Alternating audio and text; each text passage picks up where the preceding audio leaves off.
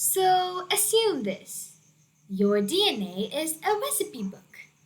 Now what if I told you scientists can now edit that recipe? Something like, oops, this gene grew an extra toe. Let's just delete that. Welcome to genome editing. It's basically the Photoshop of biology. But instead of removing pimples, we adjust genetic diseases.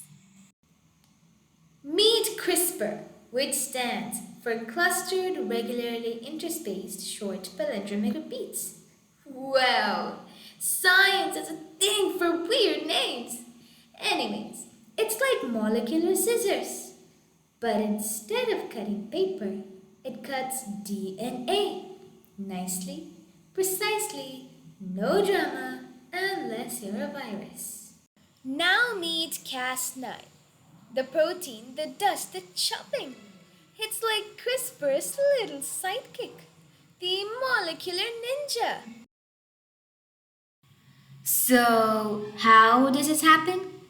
To edit DNA, scientists often use stem cells, which can grow into any type of cell.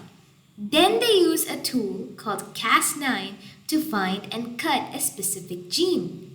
Then the cell tries to fix itself. During this process, scientists can remove, fix, or insert a new gene.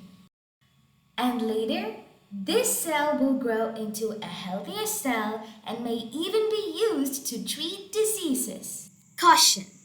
Gene editing comes with a lot of risks, and we're not here to play God. We're here to fix nature's bugs meticulously.